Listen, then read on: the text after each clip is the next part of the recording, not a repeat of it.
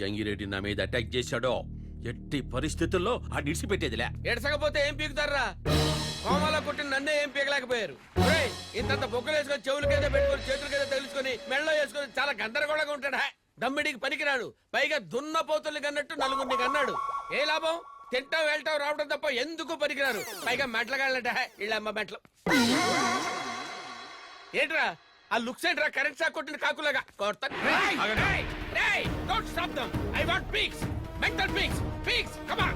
నీ పిచ్చి పిక్స్ వెళ్తారు కదరా నేను బయటపడేది. రేయ్ కత్తులతో వస్తారు, సుత్తులతో వస్తారు, ట్రెండీగా ఉంటుందని గన్స్ తో వస్తారు. Come on round up round up round up round up. నేనేదో ఫ్లోలో అన్నాను సార్, నిజం అనుకున్నారా? నువ్వు ఫ్లోలో అని ఉండొచ్చు, మేము మాత్రం సీరియస్ గానే వచ్చాం. Either Peddireddy cone high? నై మాలూమ్ హై. క్యా? ఆ ఎద్దులా ఉన్నాడే వాడే. పగడో సాలేకో. ఎవరు మీరు? శివనారాయణ, సిబిఐ. కోర్టు వరకు మనం మేనేజ్ చేయగలం కానీ సిబిఐ దాకా పెడితే ఎవ్వరం ఏమీ చేయలేము. అప్పుడంగా ఊళ్ళో ఉన్న జనాల దగ్గర పొలాలు లక్కున్నారని కోర్టు కోపం వచ్చింది. ఆ కేసు నా దగ్గరకు వచ్చింది, నేను మీ దగ్గరకు వచ్చాను. మిమ్మల్ని అందరినీ అరెస్ట్ చేస్తాను, పదండి ఢిల్లీకి. ఢిల్లీకి ఎందుకు? తీహార్ జైలు అక్కడే ఉంది కాబట్టి. వీళ్ళందరూ తీసుకురండి. మావయ్య అల్లుడు నువ్వేంటి ఇక్కడ? ఏంటి మావయ్య ఇది? డబ్బులు వాళ్ళని ఎవరిని వదిలిపెట్టవా? కోటేశ్వరుని చెన్నపల్లి జైలుకి, సెలబ్రిటీస్ సెంట్రల్ జైలుకి పంపించే వరకు నువ్వు నిద్రపోవా? నేను సెంటర్ చేశానంటే ఎవరైనా సెంటర్ జైలుకే. ముందు ఈ పెద్దిరెడ్డిని, ఆ తర్వాత గంగిరెడ్డిని లోపలేసేస్తా. నా సంగతి తెలుసు కదా. తెలుసు మావయ్య, కానీ పెద్దిరెడ్డి గారు అలా కాదు. ఆకారం భారీగా ఉన్నా మనిషి మాత్రం పసిపిల్ల. కావాలంటే లేతగా ఉన్న మొహాన్ని చూడు.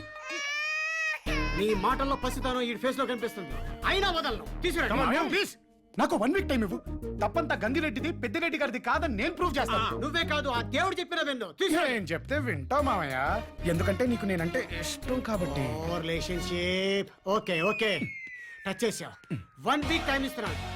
తేడా చేస్తే సోప్కో అండర్ కే దబా దూంగా. Officers follow me. yes sir. Thanks అబ్బాయా. ఇప్పుడు మనకు కావాల్సింది థ్యాంక్స్ కదా పెద్దయ్య, ఒక ఇంటెలిజెంట్ లాయర్. ఆ రోజు మీ బావా బావమరుదులు ఇద్దరికి చిలక్కి చెప్పినట్టు చెప్పాను. సిబిఐ ఇన్వాల్వ్ అయ్యాక నేనేమీ చేయలేను. మీరే చెయ్యాలి సార్. ఎట్లా? ఏముంది పెద్దయ్య, ఆగిపోయిన మన అమ్మాయి పెళ్లి గంగిరెడ్డి కొడుకుతో జరిపిద్దాం.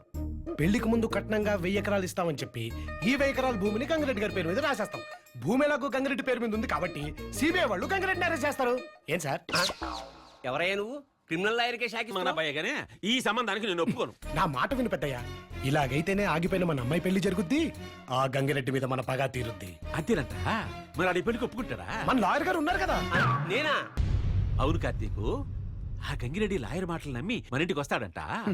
3 ఫీట్ ల్యాండ్ కోసం విష్ణుమూర్తి వామనుల్లా వచ్చాడు పెద్దయ్య. అలాంటిది 1000 ఎకరాలు ఆ గంగిరెడ్డి గంగిరెద్దులో ఊపుకుంటూ వస్తాడు చూడు.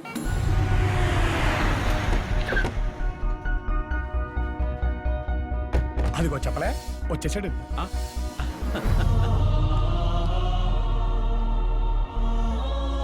ఏం బావా, కలబట్టానికి రాలేదు, సంబంధం కలుపుకోవడానికి వచ్చాం. రమ్మంటావా వద్దా? అట్ట వాకిట్లో నుంచి అడుగుతావేంది, ఇంట్లోకి వచ్చి అడుగు బావా. ఏంది నాయన నువ్వు? ఆడు మన శత్రువు కాదు, నా బావ, నా చెల్లెలి భర్త. నా కూతుర్ని నా మేనల్లుడికి ఇచ్చి పెళ్లి చేస్తా. ఇష్టమైతే ఉండండి, లేకపోతే పోండి. నన్ను క్షమించు బావా. నువ్వే నేను క్షమించాలి బావా. ఆగిపోయిన పెళ్లి జరిపించేద్దాం.